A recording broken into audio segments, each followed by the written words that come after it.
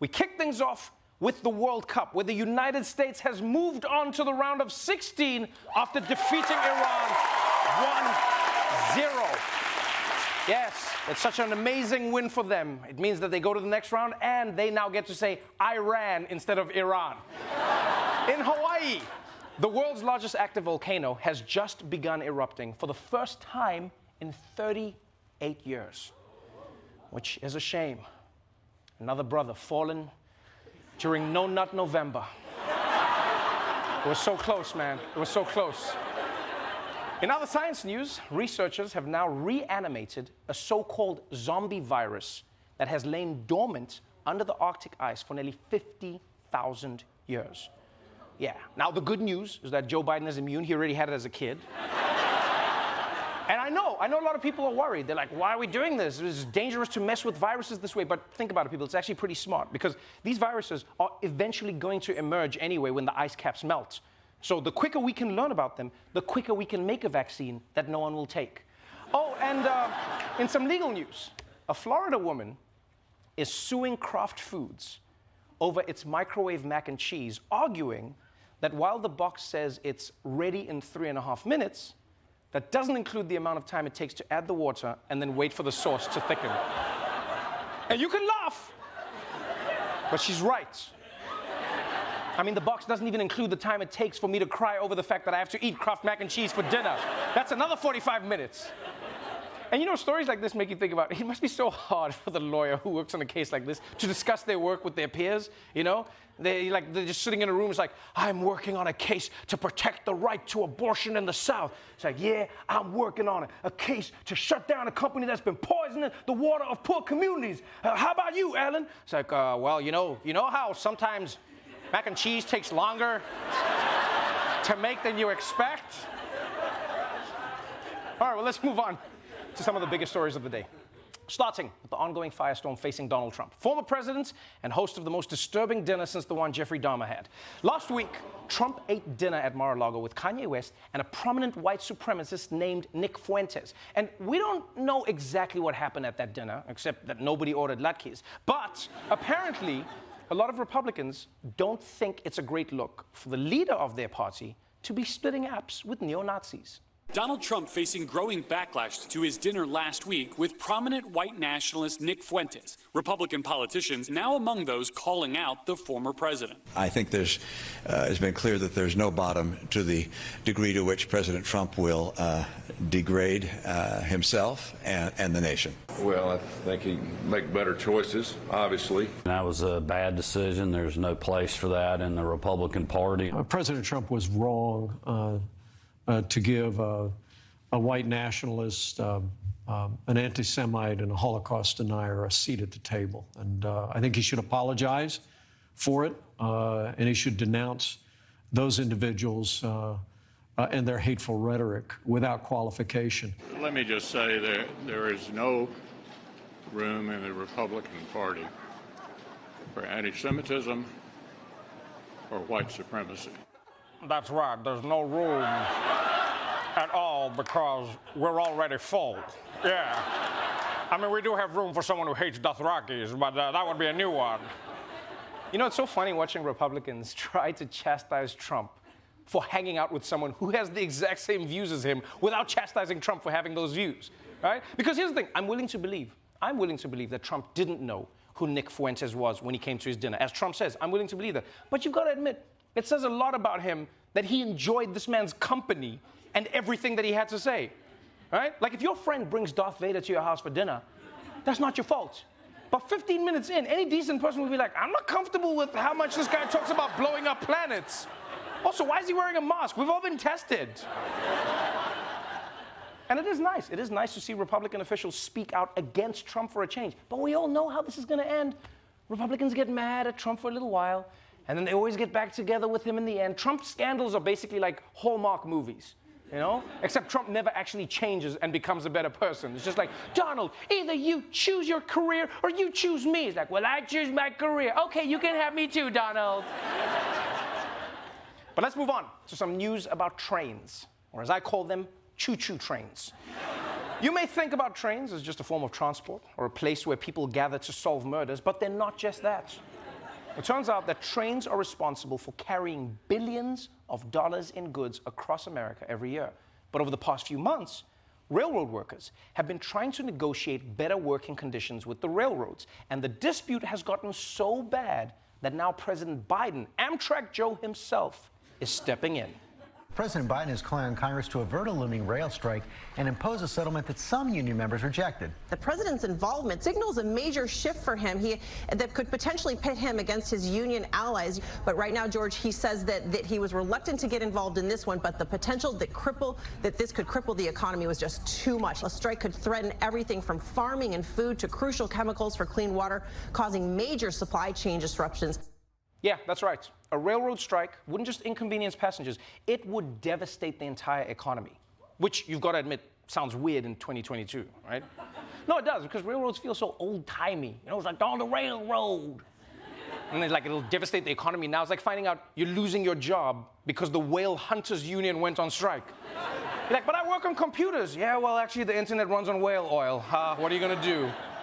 Now, the situation is complex, but basically, some railroad unions are threatening to strike because despite railroad companies making billions in profits, workers' schedules are so unpredictable that they can't plan their lives, and they definitely don't get nearly enough sick days, which they deserve.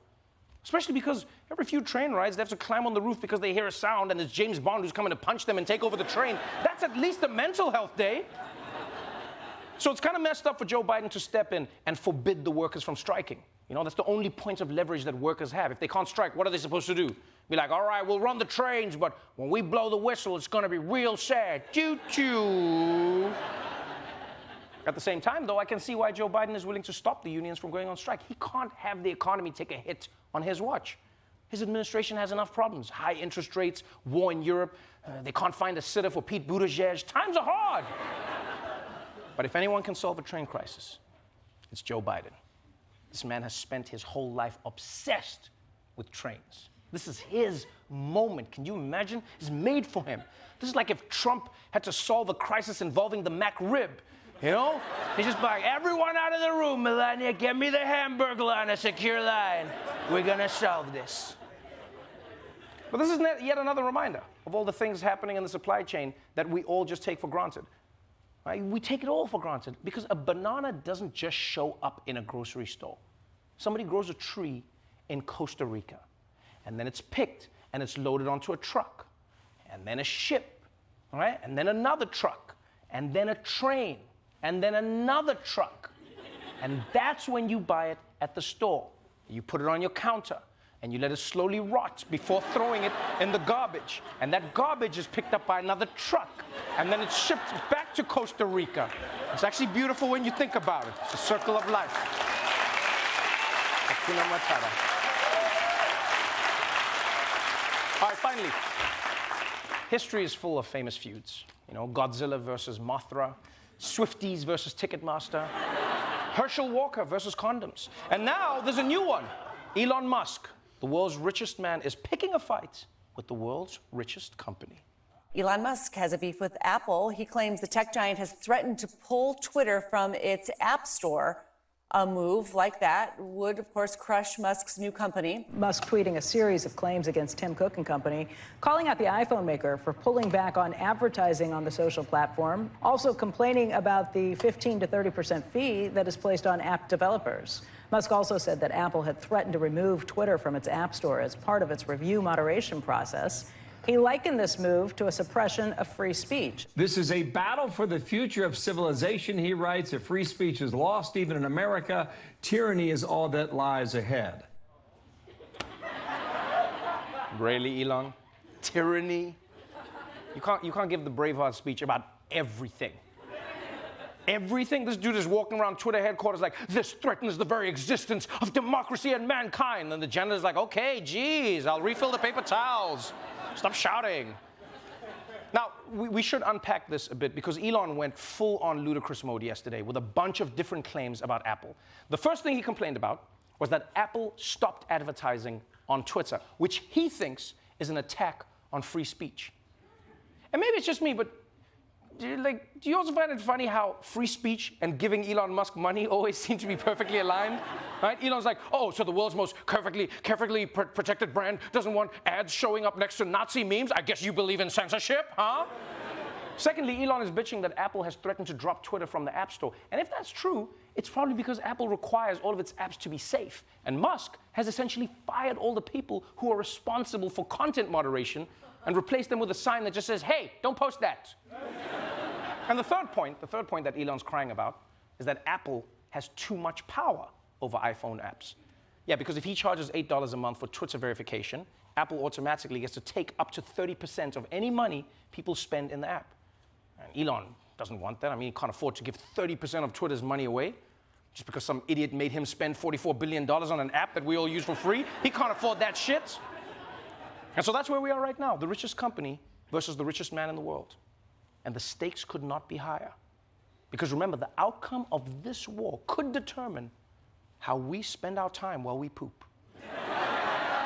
All right, that's it for the headlines. Before we go to a break, it's time to check in on all the latest social media trends with our very own Ronnie Chang, everybody!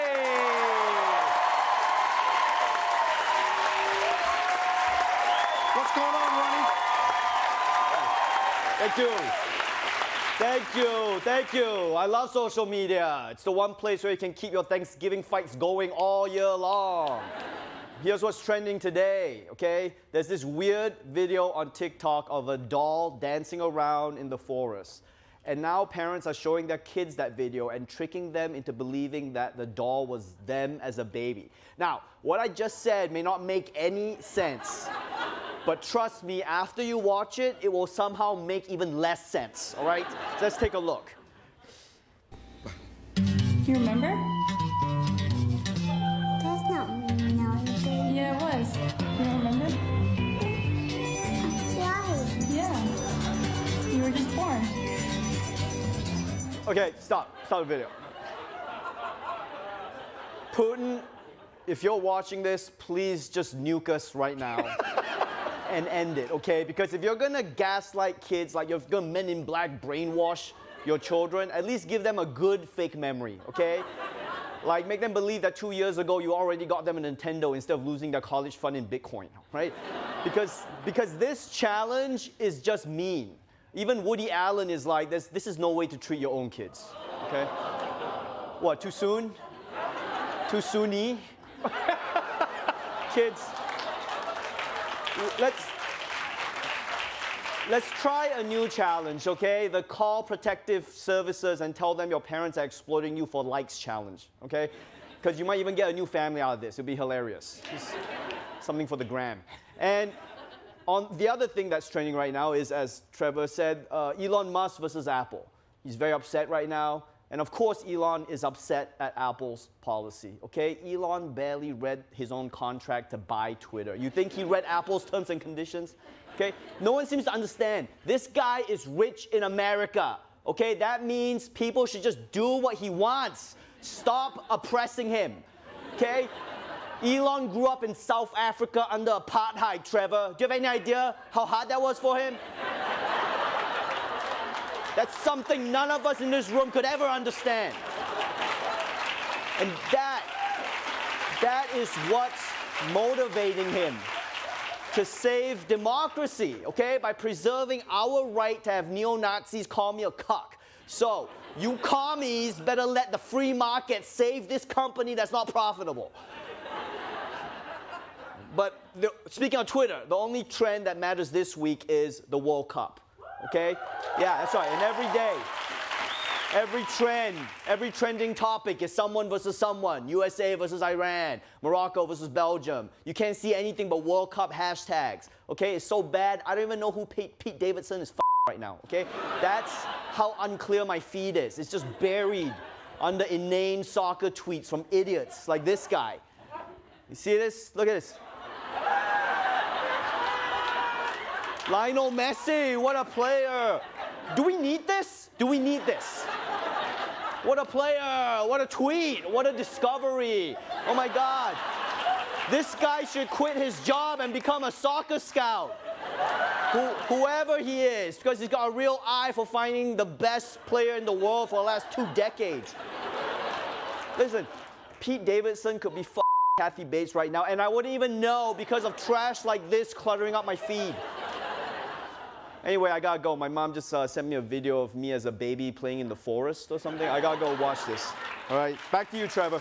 Ronnie Chang, everybody.